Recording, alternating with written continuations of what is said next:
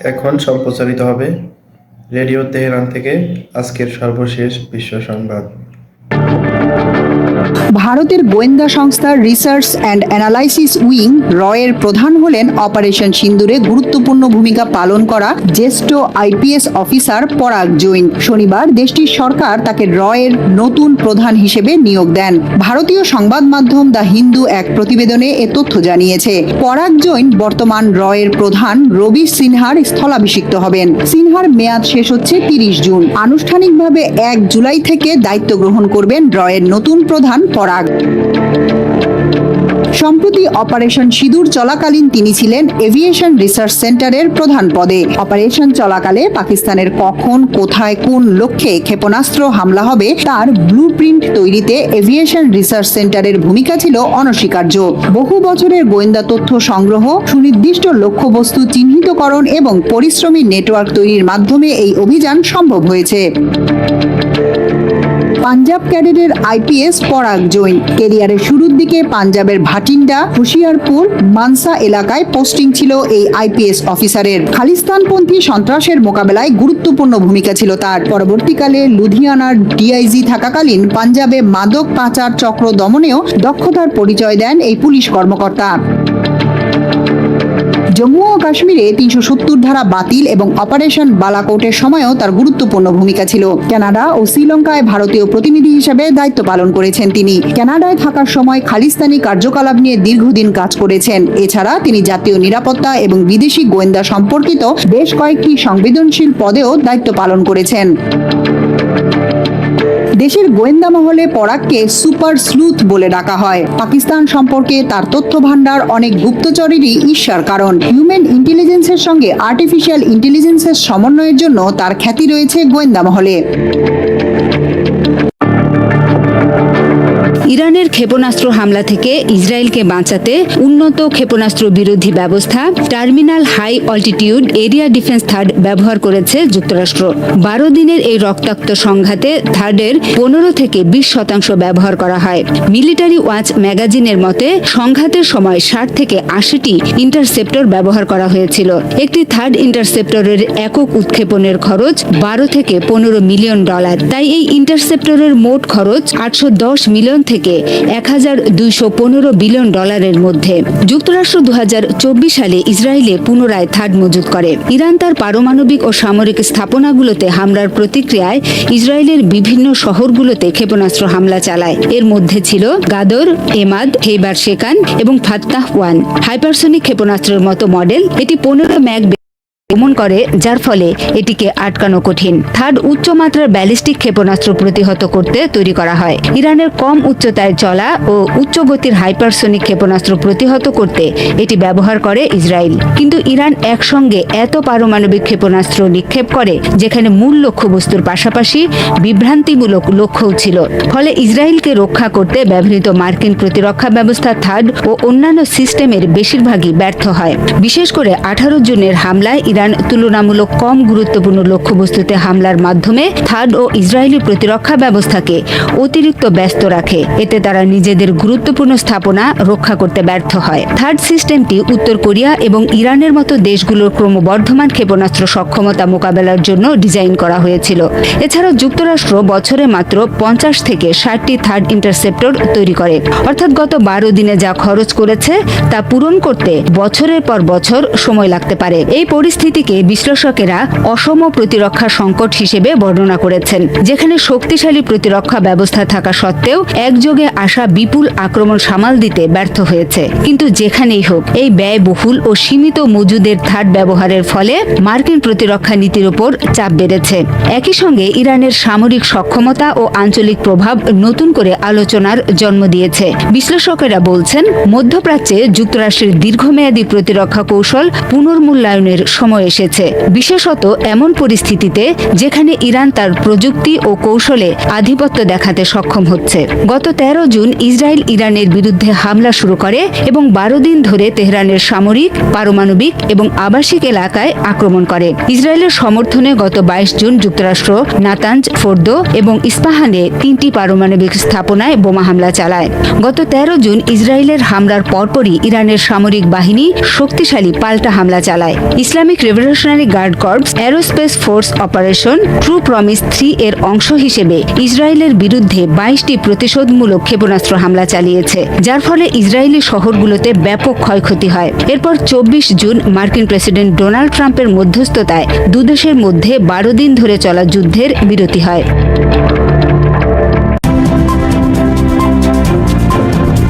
বিশ্বে কোনো একটি দেশের ক্ষমতাধর হয়ে ওঠার অন্যতম মাপকাঠি পারমাণবিক অস্ত্র। এই ব্রহ্মাস্ত্র আছে এমন দেশগুলোকে সমীহ করে অন্যরা, তাদের সঙ্গে পা ফেলে বুঝে শুনে। ফলে আন্তর্জাতিক অঙ্গন সম্পর্কে যারা আগ্রহী, তাদের আগ্রহের কেন্দ্রবিন্দুতে থাকে কাদের হাতে রয়েছে এসব পারমাণবিক অস্ত্র, সেই প্রশ্নের উত্তর। চলুন আজকে সেটাই জানবো দ্য ওয়াশিংটন পোস্ট অবলম্বনে। সঙ্গে আছি আমি রুকাইয়া জহির।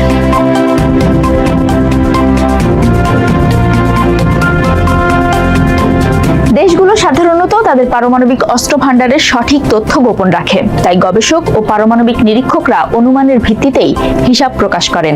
এখন পর্যন্ত কেবল যুক্তরাষ্ট্র, ব্রিটেন ও ফ্রান্সই তাদের পারমাণবিক অস্ত্র ভান্ডার সম্পর্কে তথ্য প্রকাশ করেছে বলে জানিয়েছে অস্ত্র নিয়ন্ত্রণ বিষয়ক গবেষণা প্রতিষ্ঠান Stockholm international piece research institute SIPRI. পারমাণবিক অস্ত্র নিয়ে স্বচ্ছতা বাড়াতে কাজ করা অলাভজনক সংস্থা federation of American scientist FAS বলছে, সাম্প্রতিক বছরগুলোতে পারমাণবিক স্বচ্ছতা কমে গেছে।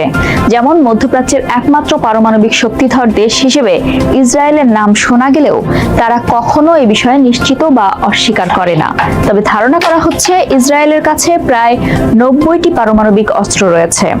FAS জানিয়েছে, সর্বসাধারণের জন্য উন্মুক্ত তথ্য, ইতিহাস ভিত্তিক রেকর্ডের বিশ্লেষণ এবং কিছু ফাঁস হওয়া তথ্যের ভিত্তিতে তারা এই অনুমান করেছে এবং এগুলো অন্যান্য গবেষণা প্রতিষ্ঠানের অনুমানের সঙ্গেও সঙ্গতিপূর্ণ।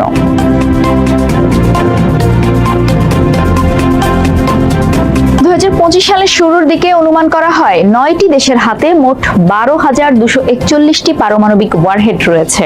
এর মধ্যে যুক্তরাষ্ট্র ও রাশিয়ার দখলে রয়েছে সবচেয়ে বেশি অস্ত্র, যা প্রায় 87%। এ তথ্য দিয়েছে সিপ্রি ও FAS। বাকি 13% অস্ত্র রয়েছে ব্রিটেন, ফ্রান্স, চীন, ভারত, পাকিস্তান ও উত্তর কোরিয়া ও ইসরায়েলের হাতে। বিভিন্ন দেশের সামরিক অস্ত্রাগারে রয়েছে প্রায় 9,614টি ওয়ারহেড, যেগুলো ক্ষেপণাস্ত্র, বিমান, জাহাজ ও সাবমেরিনে ব্যবহারের জন্য প্রস্তুত রাখা হয়েছে। এর মধ্যে 3,912টি মোতায়েনকৃত কৌশলগত ও অকৌশলগত ওয়ারহেড হিসেবে শ্রেণীবদ্ধ করা হয়েছে। অর্থাৎ এগুলো আন্তঃমহাদেশীয় ক্ষেপণাস্ত্র, ভারী বোমারু ঘাঁটি বা স্বল্প পাল্লার অস্ত্রবাহী ঘাঁটিতে সক্রিয় অবস্থায় রয়েছে।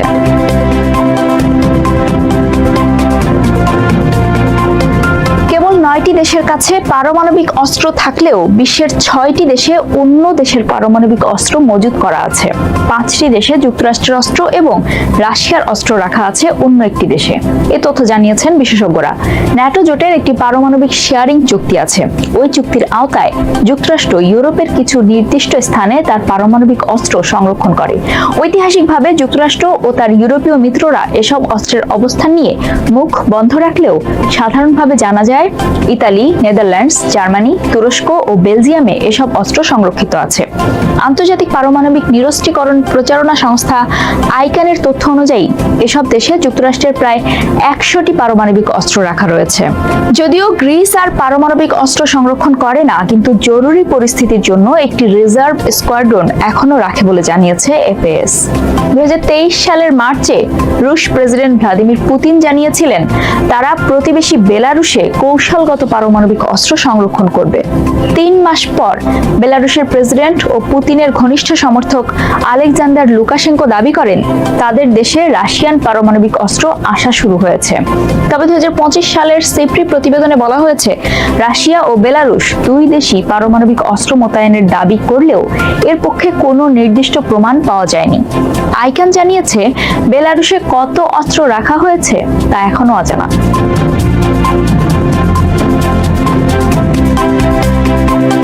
অন্য দেশে মার্কিন অস্ত্র রাখার প্রসঙ্গে যুক্তরাজ্যের রয়্যাল ইউনাইটেড সার্ভিসেস ইনস্টিটিউটের নিউক্লিয়ার পলিসি বিভাগের পরিচালক লুকাস কুলেসা বলেছেন, এসব অস্ত্র যুক্তরাষ্ট্রের নিয়ন্ত্রণেই থাকে। তবে এসব মিত্র দেশের মাটিতে অস্ত্র রাখার মানে হচ্ছে যুক্তরাষ্ট্রের প্রতিরক্ষা প্রতিশ্রুতি নিশ্চিত করা। এটা প্রমাণ করে যে যুক্তরাষ্ট্র যুদ্ধের ময়দানে আছে। কুলেসা বলেন, অন্য দেশে পারমাণবিক অস্ত্র রাখা একটি নিরস্ত্রীকরণ কৌশল হিসেবেও কাজ করে। যদি কোনো দেশের মাটিতে যুক্তরাষ্ট্রের পারমাণবিক অস্ত্র থাকে, তাহলে সেই দেশ নিজস্ব অস্ত্র তৈরির কথা ভাববে না।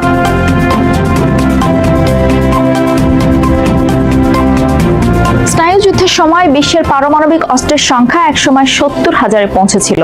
সাম্প্রতিক বেশ কয়েক দশক ধরে এই সংখ্যা কমার প্রবণতা দেখা গেলেও বর্তমানে বৈশ্বিক সংঘাত ও নিরাপত্তা সংকট বাড়তে থাকায় সেই সময় শেষ হয়ে যাচ্ছে বলে ধারণা করছেন বিশেষজ্ঞরা। সেপ্রির 2025 সালের প্রতিবেদনে সংস্থাটির পরিচালক ড্যান স্মিথ লেখেন, চিহ্নগুলো বলছে যে একটি নতুন বৈচিত্র্যময় এবং আরও বিপজ্জনক পারমাণবিক অস্ত্র প্রতিযোগিতা শুরু হতে চলেছে। কুলেসা বলেন, এখন পারমাণবিক অস্ত্রধারী 9টি দেশের মধ্যে বেশিরভাগই এসব অস্ত্রকে তাদের নিরাপত্তা কৌশলের গুরুত্বপূর্ণ অংশ হিসেবে বিবেচনা করে। তাই তিনি মনে করেন অস্ত্রের সংখ্যা একই থাকবে বা বাড়তেও পারে। তবে তিনি এটাও যোগ করেন যে ইসরায়েলের কাছে পারমাণবিক অস্ত্র থাকার ব্যাপারটি সবার জানা থাকলেও তা অন্য দেশ বা সশস্ত্র গোষ্ঠীগুলোকে হামলা থেকে বিরত রাখতে পারেনি। আবার রাশিয়ার পারমাণবিক হুমকির পরও পশ্চিমা দেশগুলো ইউক্রেনে সাহায্য পাঠিয়েছে। এর মানে পারমাণবিক প্রতিরোধ নামে পরিচিত সেই প্রচলিত ধারণা, যেখানে মনে করা হয় পারমাণবিক হামলার ভয় কিছুটা স্থিতিশীলতা আনে, তা বাস্তবে কাজ করছে না। কুলেসা আরো বলেন, ধারণাটা ছিল প্রতিরক্ষা শক্তি বাড়ালে শত্রুপক্ষ আক্রমণ করার সাহস করবে না, কিন্তু বাস্তবে দেখা যাচ্ছে এটি উল্টো প্রভাব ফেলছে।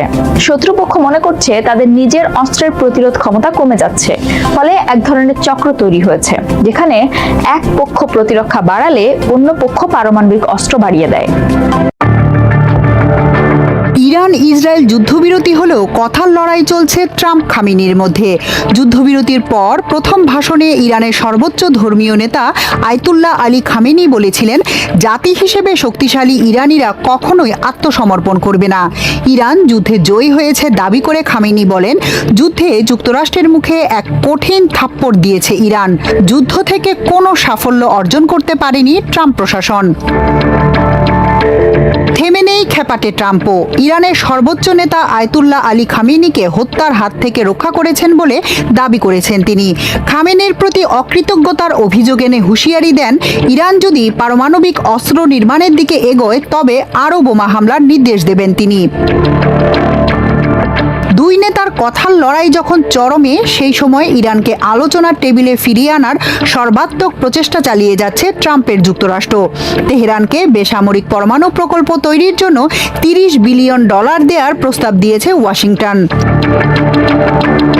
শুধু তাই নয়, ইরানের উপর আরোপিত অর্থনৈতিক নিষেধাজ্ঞা শিথিলের পাশাপাশি বিভিন্ন দেশে জব্দ থাকা কয়েক বিলিয়ন ডলার তহবিল ছেড়ে দেওয়ার প্রস্তাবও দেওয়া হয়েছে ট্রাম্প প্রশাসনের পক্ষ থেকে। বিষয়টি সম্পর্কে অবগত 4টি সূত্রের বরাতে এ তথ্য জানিয়েছে যুক্তরাষ্ট্রের সংবাদ মাধ্যম CNN। প্রতিবেদনে বলা হয়েছে, গত 2 সপ্তাহ ধরে এমনকি ইরান ও ইসরায়েলের তীব্র সংঘাতের মধ্যেও যুক্তরাষ্ট্র ও মধ্যপ্রাচ্যের অন্যান্য দেশের গুরুত্বপূর্ণ ব্যক্তিরা ইরানের সঙ্গে আলোচনা চালিয়ে যাচ্ছিলেন। যুদ্ধবিরতি চুক্তির পরও এসব আলোচনা অব্যাহত রয়েছে। ট্রাম্প প্রশাসনের কর্মকর্তারা জানান, বেশ কয়েকটি প্রস্তাব নিয়ে আলোচনা হয়েছে। এগুলো এখনও প্রাথমিক পর্যায়ে আছে।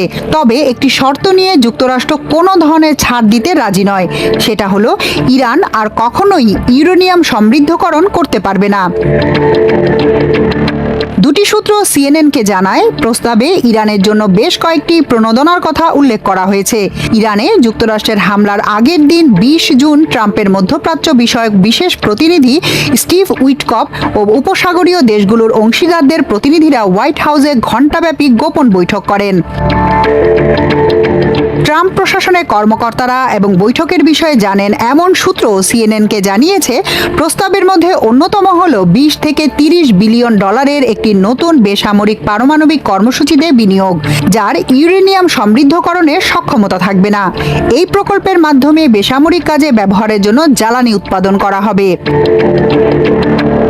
যুক্তরাষ্ট্রের এক কর্মকর্তা জোর দিয়ে বলেন, এই অর্থ সরাসরি দেবে না যুক্তরাষ্ট্র, বরং ওয়াশিংটন চায় আরব অংশীদাররা এতে অর্থায়ন করুক। সাম্প্রতিক মাসগুলোতে সম্ভাব্য পরমাণু চুক্তি নিয়ে ইরানের সঙ্গে কয়েক দফা আলোচনাতেও দেশটির পরমাণু কর্মসূচিতে বিনিয়োগ নিয়ে আলাপ হয়েছিল বলে জানান তিনি। ট্রাম্প প্রশাসনের ওই কর্মকর্তা বলেন, যুক্তরাষ্ট্র ইরানের সঙ্গে এই আলোচনার নেতৃত্ব দিতে ইচ্ছুক, তবে এই পরমাণু কর্মসূচি স্থাপন কাউকে না কাউকে অর্থ প্রদান করতে হবে, কিন্তু আমরা সেই প্রতিশ্রুতি দেব না। ইরানে মার্কিন হামলার পর থেকেই দেশটির ফোর্দো ও নাতাঞ্জ পরমাণু নিয়ে বিতর্ক তুঙ্গে। দেশটির সবচেয়ে বড় এই দুই পরমাণু কেন্দ্রের কতটুকু ক্ষয়ক্ষতি হয়েছে তা নিয়ে চলছে আলোচনা। দ্য নিউ ইয়র্ক টাইমস ও CNN এর গোপন নথি প্রকাশ করে জানিয়েছে, স্থাপনাগুলো ক্ষতিগ্রস্ত হলেও ধ্বংস হয়নি। একই কথা স্বীকার করেছে তেহরানও। এখন প্রশ্ন, সব মিলিয়ে কোন পথে ইরানের পরমাণু কর্মসূচি? ইরানের পরমাণু স্থাপনায় হামলার পরই এর ক্ষয়ক্ষতি নিয়ে হিসাব মিলাতে ব্যস্ত যুক্তরাষ্ট্র ও ইসরায়েল উভয় পক্ষই। যুক্তরাষ্ট্রের হামলার পরই প্রেসিডেন্ট ডোনাল্ড ট্রাম্প স্পষ্ট করে জানিয়েছেন, পুরোপুরি নাকি ধ্বংস হয়েছে ইরানের পারমাণবিক স্থাপনাগুলো। একই কথা ইঙ্গিত দিয়েছেন ইসরায়েলের প্রধানমন্ত্রী নেতানিয়াহু। তার দাবি, পরমাণু অস্ত্র তৈরিতে নাকি অনেক বছর পিছিয়ে গেছে তেহরান। মার্কিন কেন্দ্রীয় গোয়েন্দা সংস্থা সেন্ট্রাল ইন্টেলিজেন্স এজেন্সি CIA এর পরিচালক জন র্যাডক্লিফ এক বিবৃতিতে বলেছেন, ইরানের কয়েকটি গুরুত্বপূর্ণ পারমাণবিক স্থাপনা ধ্বংস হয়ে গেছে এবং সেগুলো পুনর্গঠনে কয়েক বছর লেগে যাবে। যদিও দ্য নিউ ইয়র্ক টাইমস ও CNN মার্কিন প্রতিরক্ষা গোয়েন্দা সংস্থার একটি প্রাথমিক গোপন মূল্যায়ন প্রতিবেদন ফাঁস করে জানিয়েছে, হামলায় ক্ষয়ক্ষতির মাত্রা মাঝারি থেকে গুরুতর হতে পারে। তবে ইসরায়েল ও মার্কিন হামলায় ইরানের ইউরেনিয়াম ভান্ডার ক্ষতিগ্রস্ত হয়নি বলে ধারণা করছে জাতিসংঘ।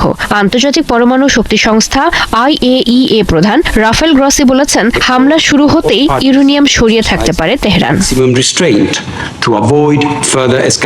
আর ইরানে মার্কিন হামলার পর প্রথমবারের ভাষণে দেশটির সর্বোচ্চ নেতা আয়াতুল্লাহ আলী খামেনি জানিয়েছেন, হামলায় ইরানের পারমাণবিক স্থাপনাগুলোর গুরুতর কিছু হয়নি। যুক্তরাষ্ট্রের হামলায় ক্ষয়ক্ষতি এবং ইরান পারমাণবিক অস্ত্র তৈরি করতে চায় কিনা তা নিয়ে সাংঘর্ষিক দাবি ও মূল্যায়নের মধ্যেও তেহরান একটি বিষয় স্পষ্ট করেছে, তারা পারমাণবিক কর্মসূচি থেকে পিছু হটবে না। সব মিলিয়ে ইরানে মার্কিন বিমান হামলার পর থেকে দেশটির ফোর্দো ও নাতাঞ্জ ইউরেনিয়াম সমৃদ্ধকরণ কেন্দ্রগুলোর ক্ষয়ক্ষতি নিয়ে বিতর্ক শুরু হয়। ঘটনাস্থল পরিদর্শন করার সুযোগ না থাকায় কেউই এই বিষয়ে নিশ্চিতভাবে কিছু বলতে পারছে না।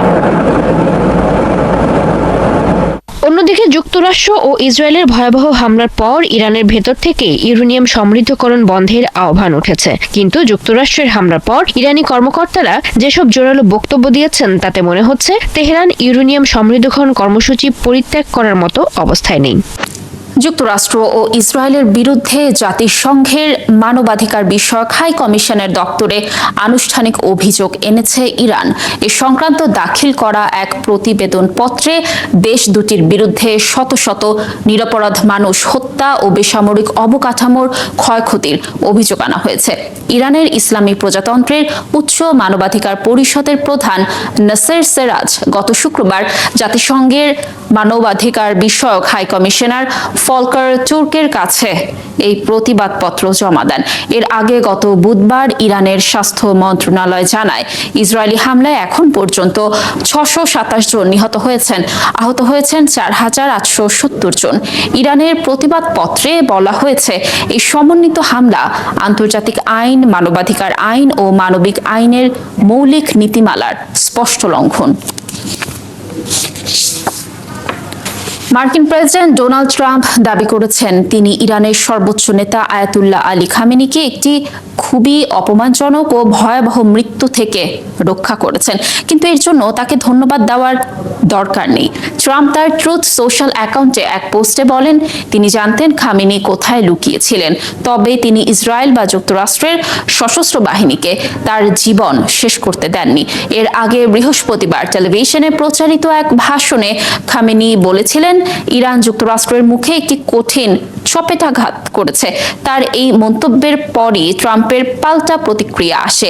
এর আগে ইসরায়েলের প্রতিরক্ষা মন্ত্রী ইসরায়েল কাটজ দাবি করেছেন, যুদ্ধে ইরানের সর্বোচ্চ নেতা আয়াতুল্লাহ আলী খামেনিকে হত্যার পরিকল্পনা ছিল তেল আবিবের, তবে সেই সুযোগ তারা পাননি। আর খামেনিকে হত্যা করতে যুক্তরাষ্ট্রের কোনো অনুমতির প্রয়োজন নেই বলেও মন্তব্য করেন তিনি।